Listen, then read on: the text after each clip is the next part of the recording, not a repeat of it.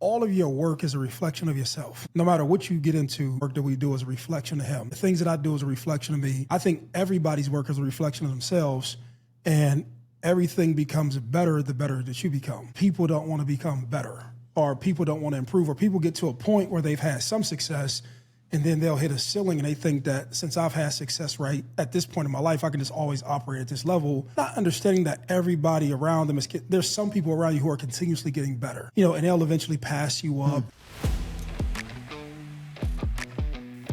Welcome to Start With The Facts. Welcome back to Start With The Facts. This is the business episode of the week. For those who are joining us for the first time, we have our normal sports shows Monday through Friday and again on Sunday. But on Wednesday, we do a business episode every week. And the things that we cover are just basic business topics. Myself and Brian Inkra, who's my partner, he's also part of the sports show. And we cover everything from basic business topics, things that we've learned in business. We have basic questions from Basic Will, who's the producer.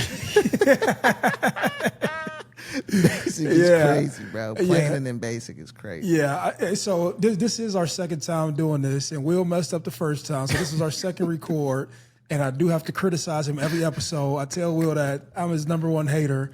So everything he does wrong, I remind him. Let me ask you: are we improving at least? No, you like actually. So let me tell you this. So here's the honest to truth, right? Will is actually good at what he does, but I just like picking on people. So Will's like my punching bag. So I'm the studio troll, studio bully. Yeah. So I just like to troll Will. Will's actually very, very not kind of good. He's very, very good at what he does. And so when people are real good, you just find out like different things that nitpick at them, act like they ain't good at nothing. You got to keep them humble. Yeah, no, so you got to confuse them. They got to ask themselves like, am I good, right? So, but Will is extremely talented at what he does. But I didn't realize this, and I'll get into the show, but I didn't realize that offensive words to somebody who operates cameras, call him a cameraman. And Will one day gave me a show about how somebody was calling him a cameraman when he's a creative director. And so I picked up and called him a cameraman. That's so funny. Yeah, so Will, my guy. So for those who don't know, Will is not bad, but I pick at him like he's a brother of mine. And I do the show with Brian Inkra, but we do get questions from Will and just things that he explored. He's on his own journey to become a successful businessman. So he has questions, and he may have friends who have questions. Or things that he see in the comments. We've actually had a ton of people who have engaged with us about questions in the comments. And so with that being said, I'll kick it over to my man, Brian Inkra. I don't know if you have 2 things to say, 3 things to say, or anything to address the audience. No, I think, the sports episodes are like a lot of fun. I always tell my wife, like, it's like the highlight of my day. I love the hour that we spend talking about sports. That's Monday, Tuesday, Thursday, Friday, and Sunday. Yeah. But of all the episodes that we do during the week, the business one is, I don't know, it's my favorite. I love this, whether it's 15 minutes or 45 minutes. This one's a good time too, like in a different way. So yeah. I love sharing not only what we've learned, but a lot of that learning over the last 5 years doing business together comes from mistakes that we've made. Yeah. And I think not being ashamed or afraid to talk about those could help other people in the future. No, most definitely. That's real. So format off the wheel. Yo, what's happening? So where do we want to start? Do we want to start with letting people go and like dropping like weight as you come up? I know that's one of the. You want to sit with that? Yeah, whatever you think. Ask us a plain question. Come on, creative director. Now you acting like the cameraman. No. Okay, this is a good one. It's been on my mind for a minute, and it's something that I ask a lot of people. And what has more value, relationship or capital? I mean, both, isn't it? You don't want me to just say both. All right, so no, I'll expand on. I think you have to take the value that you have. So for some people, if they don't have capital, whatever that might mean in starting, let's say it's starting a business, right? Mm-hmm. If you don't have the necessary capital, let's call it $100,000 to get an attorney and consultants and an LLC and form some type of company, if that's what we're talking about. If you don't have the capital, you have to be the idea person, the relationship person, the person who's maybe syndicating money and helping bring it together. If you have the capital, like I always say that, like the golden rule. Do you know what the golden rule is? No, what's that? The golden rule of life. You don't know. Do unto others as they would do unto you. Right. Yeah, that's Love the your golden neighbor rule. as yourself. Love your neighbor. man. Hey, Reese, man, no, don't you do horrible. that. Don't do You that. horrible. There's a couple different ways you could take that. That's why I was like, yo. Yeah, so. that's when everybody hears the golden rule. That's what they think, right? Yeah. That's what we were taught as kids. If you translate that into business, that does apply. But I think the golden rule is he who has the gold makes the rules. And so when you do get to be the person inside of a deal or starting something that has the capital, there's a ton of value in that. You know, being able to discuss operating agreements and strategies and have different leverage points inside of a deal than if you're the non-capital, maybe idea or relationship person. So they both add value, but you know, if you're thinking about getting something off the ground, you could be the capital person, you could be the relationship person, you could be both. They both happen to different people at different times in their life. But I think being the relationship person in a partnership or a group or a company is where a lot of people probably start. And then they work themselves into being the capital person. Yeah, 1,000%. My answer would probably echo his, just the same. But to me, you have to have to me, relationships mean more than capital at some point. Or I don't want to say at some point. They mean different things at different points. But to me, having relationships is their own version of capital, if that makes any sense. It does. It does. And what I found out is that you find more people who have money, but they don't know how to mobilize or operationalize the money just because they don't have the relationships to basically develop their idea. And I can go through a ton of different scenarios of just people now who I know who have money and they would like to get into different industries or to get different businesses off the ground, but they don't necessarily have an operator or have a person who has specified knowledge within that said industry, and they can't get the thing moving. You know what I'm saying? I myself, I didn't have capital to get into a business, right? But I had the relationships, and just the relationships end up carrying me to the point that it arranged and aligned all of the other things. So I've been on both sides of the coin. I've been in both sides of the coin, but to me, relationships have always been more valuable to me than money. If I fell on my ass right now, it would be, I would probably get back on my feet faster from having the right relationships versus having money where I couldn't deploy the money to go do said things. So I don't know. I know I said a whole lot, but to me, relationships mean a little bit worth. Relationships mean more to me than money, because a good relationship will get you all the money you want. That's real. That's real. That's how I've learned as well. It's just like relationship is key, but then at the same time, capital is key as well. And it's always that balance. So let me ask you this. How do you deal with being told no or being rejected? Like, say you're going for a deal, say you're trying to put something into place, execute a plan, and you know what I'm saying, you keep hearing the word no. Like, how do you handle it? How do you deal with that? Yeah, I mean, my first job out of college, I was a pharmaceutical rep, a drug rep. I did that for 3 years. So, I mean, I'd guess every week I probably heard 50 no's, you know, trying to walk in and see a busy doctor in a waiting room full of people, trying to ask, you know, somebody who's a little grumpy at the front desk if I can get back and get, 5 to 10 minutes of the doctor's time. It's no, it's no, it's no. I was conditioned just really early that was like normal, and I had to adjust and figure it out. So I always say, like, probably the best thing that happened to me, and it wasn't intentional, it was accidental, that was my first job, is walking in and having to talk to people, doctors who were a lot more knowledgeable about medicine, obviously, than I was, and have to have like a succinct message in 30 seconds or less that would like captivate their attention and get them to ask a question, and getting told no all the time. It just like set me up for what I was going to do in the future. But yeah, the getting told no thing, like, you just got to, I don't know, you just got to get over it and get used to it. And the more you put yourself out there and are willing to just hear no, the easier it gets. Let me ask you this before I jump over to you, Reese. Okay. Like, what are some adjustments that you made to even say get past the gatekeeper, right? Because like you go to the front desk, they're like, no, you can't get to the back. You know what I'm saying? What are some things that you've put into play that have allowed you to get past that gatekeeper, to have the conversation that needs to be had? Yeah, I made things a game, because I was by myself. I was in like a company-owned old minivan driving around, trying to meet with people. And so the sale wasn't what I would celebrate. I would celebrate the small wins. So the small win might have been getting somebody to take my information and say that they would call me if they needed anything. Now, eventually that turned into like, that wasn't a win. But if you can celebrate progress with people, I think you'll get a lot further in life. And I always tell people, even in our culture now, you got to celebrate the small wins. If all you're going to celebrate is buying a big medical practice, right? You might buy, like for us, 2 to 5 of those a year.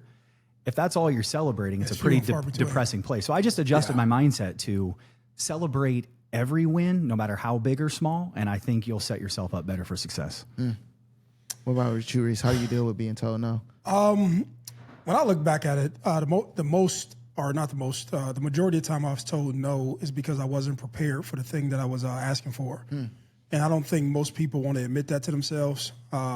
People, whether you're going to make a sale or whether you want to start a business and you're trying to raise money, or whether you want to go down a path or a venture and you're just told no for whatever reason, most of the times you're not as good as you think that you are in your mind.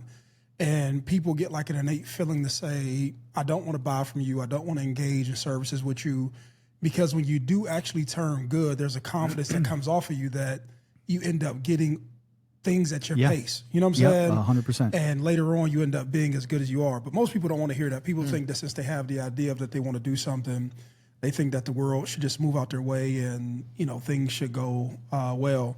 But even when you're told no, it isn't indicative to where you're at every time in regards to your level of preparedness or not. But it could be just circumstantial. Just sometimes they just don't need your service, and they don't owe you the respect of telling you why they said no. You know what I'm saying? But it's always realizing that you're on your own personal journey of development, and the no gives you the opportunity. It's like, okay, I can give you an analogy with sports, right? And so say you go to the coach and you say, hey, man, I want playing time. I want to be a starter. And you keep on going out to practice every day and you're putting out your best film that you feel is the best, right? And the coaches keep on going back and watching it. And as they're watching it and reviewing it after practice, they're saying, like, this guy isn't where he needs to be. It's not to say that he can't be a starter eventually, right? But where he's at in his progression right now, he can't be that guy. And it's like you giving up and saying, hey, man, I don't want to go lift more any weights. I don't want to go study any more film, or I don't want to catch any passes or break any tackles or even go to tackle people just because I'm not told now that I'm the starter. And the whole purpose of everything is just to continuously work on yourself until you eventually land where you want to land and you start to hear yeses or you become the starter. But where people give up at is people hear no and they feel that they should be told yes more often, and then they end up giving up and they never actualize their potential. They'll give up on the thing that they're chasing and then they'll go to something else. And then when they go to something else and it becomes hard, they'll create habits of constantly going to the next thing. This making sense to you? No, it's making sense. But it's wild because, like, there's a motif that I've noticed and that I've learned from you is how it's like a lot of this success is the internal work and the understanding of, like, this is all a process and don't take anything personal. Yes. And how can you improve and where did you fall short? Yes, no, that's all it is. To me, all of your work is a reflection of yourself. No matter what you get into, whether Brian's work and whatever he's responsible for and the work that we do is a reflection of him. The things that I do is a reflection of me. I think everybody's work is a reflection of themselves, and everything becomes better the better that you become. But people don't want to become better, or people don't want to improve, or people get to a point where they've had some success and then they'll hit a ceiling and they think that since I've had success right at this point in my life, I can just always operate at this level, not understanding that everybody around them there's some people around you who are continuously getting better, and they'll eventually pass you up and all this other shit. But tortoise in the hair type thing. Yeah, 1,000%, because the thing at the moment that you think you have it all figured out is the moment you actually lost. You know what I'm saying? Like, you can get to a point where your intelligence surpasses everybody else, and like you end up being in the 12th grade and everybody's in 9th grade. But if you quit studying, if the kid who's in the 9th studied to get to the 10th, that's life. But somehow when we get out of school, we forget that that same logic applies to life. Okay. That's good. That's good stuff. Let me think. So I have another question. So Brian sent us over a video of what's her name? Do you know her name? I don't. All right. So it was just a video from IG where they were talking about letting things go in order to elevate. Were you able to see that video, Reese? Yeah. So let's dive into that a little bit. So in essence, what she was saying was that at times in life, you have to let, some people around you or make some sacrifices, whether it be personally or professionally or everything in between, in order to get to the next level. Yeah. What is your thoughts on that? Let's start with Reese, and then we'll jump over to you, Brian. What is my thoughts on letting people go? Yeah, and just as far as the idea of sacrifice and like, what does that look like at times to you when you're trying to, elevate and become successful? Yeah, I think it's pretty simple, man. That you end up getting around like where you at right And now. also, before you jump into it, do you agree with that or not? Do I agree with you having to let people go? It's more around. Go, you can start off. And people around you, could be friends, it could be family, it could be, it could be things, it could be hobbies, it could be, bad habits, whatever it is. And I think we talked a little bit about this, where in order to elevate, you're either going to have to go through some pain and kind of like shedding or releasing some things around you that, aren't really helping you get to where you need to be. And I think if people can identify, that's why when I watched that video, it really resonated with me, and I started thinking back, like, what specifically did I kind of leave behind? Groups of people or Vices. hobbies, vices, whatever it was, like that got left behind, so that I could I put myself in a better position to be productive, be a better father, right? Be a better husband, be a better business owner, be a better boss. What are these things that I could do to put me in a better position every single day? That consistency part of it. And, I people, we'll go out to dinner, have a lot of fun, drink, stay out, whatever. But like, I noticed a huge momentum shift in my life when I went from, drinking casually to really not consuming alcohol really at all, maybe once or twice a year at most. I just felt myself being productive, happier, healthier. That was one for me. It's not for everybody. I did other things. I started golfing less. I probably socially changed who I was around. You always say, show me your friends, I'll show you your future. Yeah. Show me the people who surround you, I'll show you your future. I started thinking a lot about that. And I've just felt myself, after I've kind of like let go of certain things that weren't making me a better person, I've felt this like over the last 2 to 3 years, this like rocket ship of development and success that I didn't feel prior. Can you we were talking offline about how like it's interesting how people are unconscious of the time that they're wasting. Can you talk about that a little bit more? You had some interesting points. For me, I would know, like, if I was at a, like we've talked about that, I spent 15 years in sales. So like a lot of my career when I was an employee was spent entertaining, right? Mm-hmm. Dinners and, 2-3 glasses of bourbon followed by a glass of wine, followed by dessert. You go home, you don't sleep well. At least I did. And I'm up at 3 a.m. with meat sweats after eating a 30-ounce, 40-ounce steak and a glass of red wine. And then I don't work out in the morning. And then I'm grumpy around my wife and kids. And then I'm less productive at work.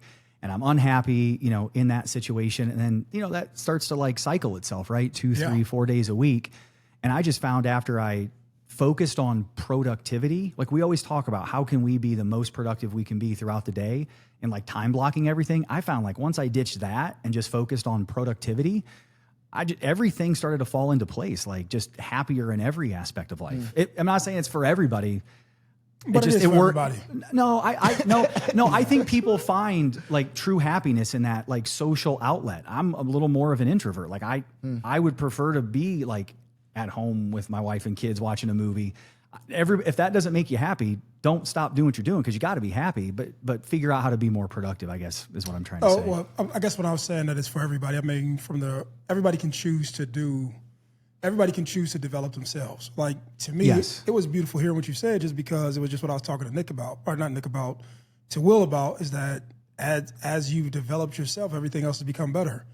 Like, to me, life is just life is the process of like personally developing yourself and cleaning up your distractions, cleaning up your sacrificing more, and cleaning up the things that don't make you productive necessarily. You know what I'm saying? Yeah. But when it comes to people, like, and people get this, I don't want to say confused, because it's not to say that I believe I'm better than you. It's to believe that I'm better than this, my life's potential. I've never heard you word it like that. It's a really hard thing to describe without feeling guilty about what you're doing. But the way you said it, you're not better than anybody else, but you have a better version of yourself that you're trying to become or chase. Yeah, that's because I've I hear little backwards things that are said to me. People don't think I catch them. I catch them. What did we say, Reese? Yeah, they just Just backhanded compliments. Yeah, just backhanded compliments are like when you impose discipline on your life, it forces people to look at what they're doing, and then you don't say anything, but they think by the way that you're living, you're saying everything to them, so they end up saying things to you that they're thinking that they believe that you're thinking. That makes sense? Yeah, you gotta be. That's crazy. Yeah, I know. That was crazy. That's some good shit. That's good shit. No, bro, that's some I'm good like every once in a while, motherfucker. Right? I said, I'm listening. I'm in tune right now. I'm in tune. Hey, look, I'm gonna share that on social media. No, that was good. That was good. Yeah, see, I'm a degenerate like part of the time. Yeah, no, but that's essentially what it is, bro. But you're just better than that. Like you wake up. So I can pretty much say this just because I've known Brian. But you probably set to yourself. You set SAT. You set to yourself and said, "Man, I'm better than what I'm displaying." And that's the essential process with getting rid of everything. Like, hey, man, I'm about to get rid of all this golf. I'm about to get rid of all this drinking. Well, let me tell you my situation. I said, drinking makes me unproductive. Boom, let me get that out. I hang around too many dudes that our lives aren't going down the same path. What they believe for what these guys believe is for their life is not for my life. I actually believe that I can actually accomplish anything I put my mind to. I know that sounds like very like second gradish when you're talking to kids, but even at 42, I still believe like whatever I take serious, I really believe that I can do. No, facts. And I just don't have a inkling of belief that it don't happen that way. I won't put a timeline on it, but I really believe whatever I focus on, I can do. And so through that, everybody doesn't believe that. And so when they don't believe that, you start to ask yourself, what am I around these people for, right? And if you start to become serious about what it is that you want to become, you'll spend all of your time inching at the thing that you want to become if you're that serious. And then when you say sacrificing or cutting out distractions, that's just the process of it. Like if I think that I'm serious, I'm going to leverage all my time taking care of myself, making sure I'm energized or focusing on compounding and the frequency of the conversations that help me to get to my end goal. And that's really what happens. And when you look at people, you say, man, there's nothing special about him. The special thing about most people who are successful is that they keep things simple. And it's a process to do that, where most people entertain themselves with too many varied conversations, too many varied activities, just too many variables of life. Like, when you turn on the TV, when you turn on social media, when you turn on life in general, or you just turn on your phone to talk to people and you hear from them, those are just varied conversations that may be entertaining, they may be fun, they may make you laugh, but do they ultimately help you get to where you want to go in life? And I think people ultimately measure themselves and judge themselves on what it is that they're able to accomplish. That's what I think that most people get sad about, get depressed about, but people never start the journey. So I know I kind of went into two different directions, but that's just my thoughts on that whole question about sacrificing people and people can't go with you. That's true. That's true. Well, I mean, I'm gonna let you close it out because we got a short show today, but that eats our time up. So, yeah, go ahead, family. Well, I don't know. Said a lot in a little bit of time. I don't know. I don't. Do you have any closing remarks? No, other than you talked about being prepared. You ran out of questions. No, I got more questions. No, I got more questions. Give me another question. All right, for sure. That's crazy. He might have. Yeah, I got questions. No, I got questions. Come questions. On. All right, so I mean, how do you handle conflict? How do I handle conflict? Wait, Maurice today or Maurice 20 years ago? Who are you asking? I want to know, how do you handle conflict now? In which context? And in the sense of professional. Let's keep it professional because it's business. So say there's some type of conflict in that manner. How would you handle it now in juxtaposition to how you would handle it when you were younger? And what are the benefits of the way that you handle it now? Can I say something on this? Yeah. So, because I've done business with him for 5 years, I'm going to answer how you handle conflict because I've seen it. So, I'm going to answer this I'm going to answer it from my point of view, how I've seen him handle conflict. He always has the long game in mind. So he doesn't approach conflict, not one time, I'll say in 5 years, has he approached conflict in a way that it was combative or I need to win this little argument or decision. to position myself in the company or in the process, it's always the long-term vision. So he'll approach it like, all right, we've got 3, 4, 5 business partners in a deal. And instead of trying to win this argument, I am going to facilitate discussion and bring everybody onto a call or in a room. And we're going to talk about it. And we're going to start with, we're not offending anybody. We're not trying to like bully anybody into a decision, knowing that like an operating agreement is like strong, actually stronger than a marriage. Yeah, you know what I mean? And so you're going to be building a hopefully $100 million business with these people. And it's not about winning this little argument. So he resolves conflict, I would say, by openly talking about things and by not trying to like win each little individual session. He keeps the big picture in mind. Is that accurate? No, it's very accurate. And I can say if there's one thing I would pride myself on, to me, the big picture is you want to grow a company and sell it for 9 figures.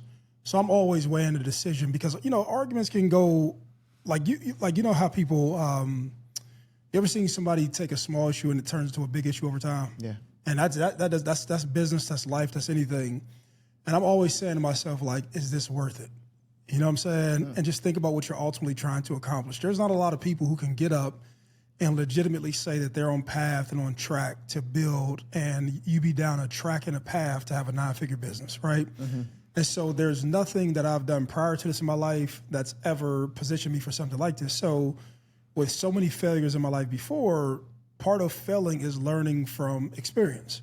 And then you have wisdom. And then I can look back at times in my life where I may have taken things too far, or I may have emotionally reacted to something, and you made a situation a lot worse than what it needed to be. Like, and you were happy in the moment, but you didn't win the long game. You know what I'm saying?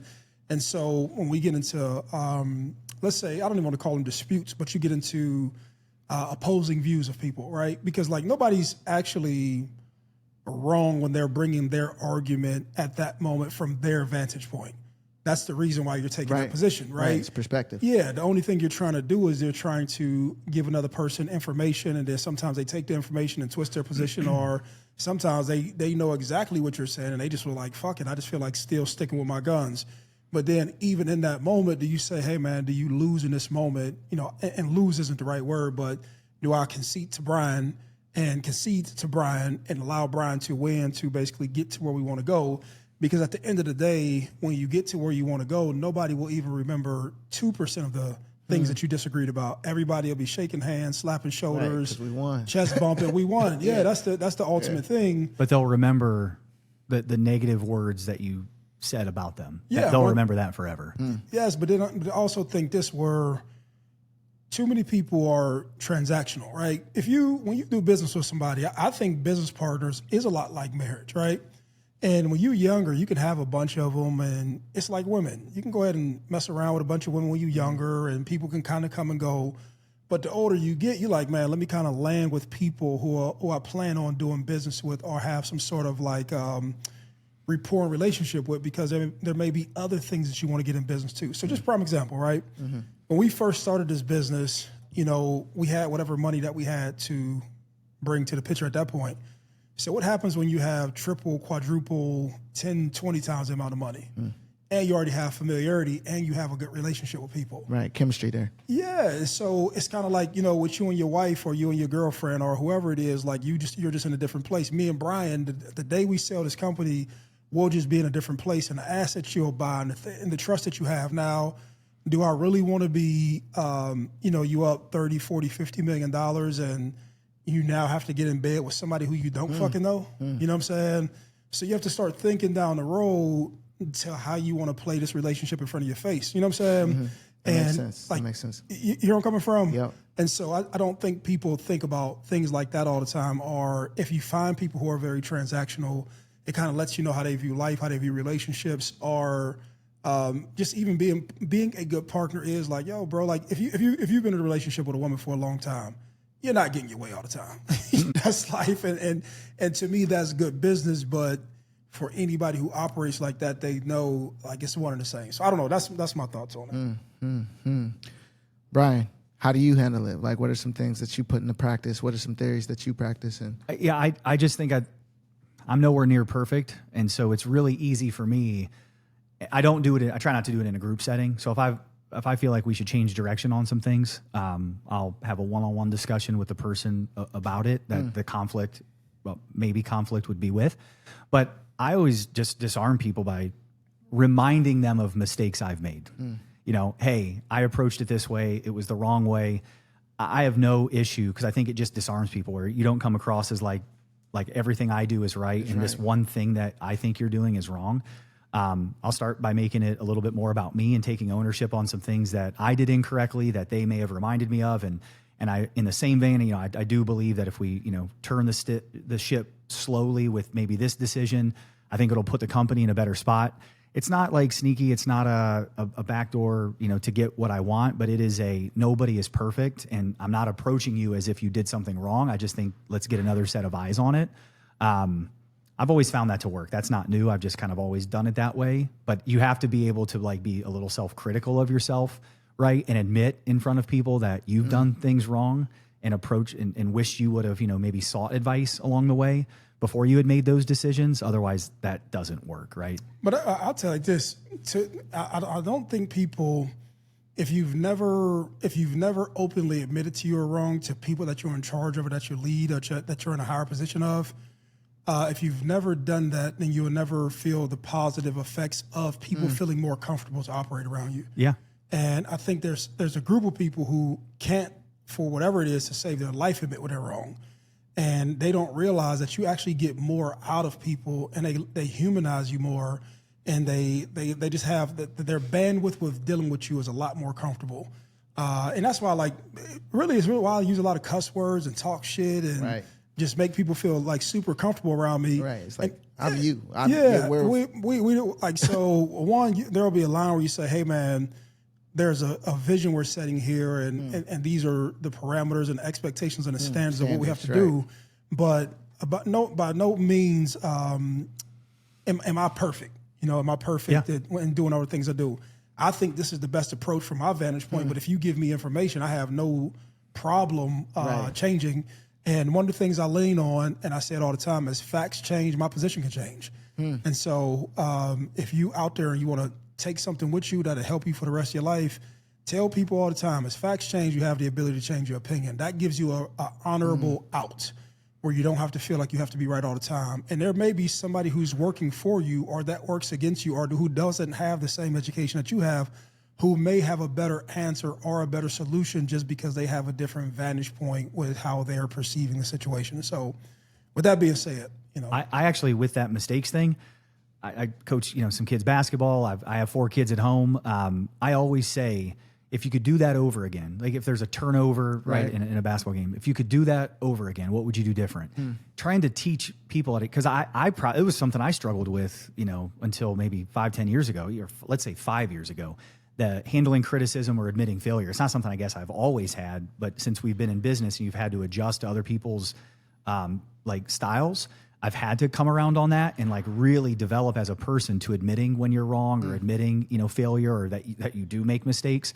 But yeah, I'm trying with my kids to instill that at a young age. Like mistakes aren't bad. Mistakes are good. Like if you're afraid of making mistakes, you're never going to put yourself out there. You know what I mean? You'll never take a chance. You'll never take a risk in life. Mistakes are fine, but talk about it and then say, you know, what would I do different the next time around? If you can't do that, remember the sports episode with James Franklin? He got up on college game day, and I said, what drove me nuts about that interview? he couldn't admit it. He couldn't admit it. They asked him a question, what will you do different at your next job? It was nothing. It's the same thing. He said, I'll do the same thing. I am who I am. And I thought, man, that's crazy. But I don't think people realize people not dislike, people hate. People hate people act like that. And that right there, and if you're leading people, that can be your Achilles heel. That's real. Man, I just want to say, I hope that people are picking up this game, because, you know, it's a blessing to be around both of y'all gentlemen every day and just like soaking the knowledge. But what you guys are saying is very real, because I'm applying it in real time and I'm seeing it happen. So yeah, I hope that just the listeners and the people that are tuning in are really like picking up what y'all putting down. So we love you too, Will. Man, yeah, man. I don't love it. Yeah, he's my punching bag.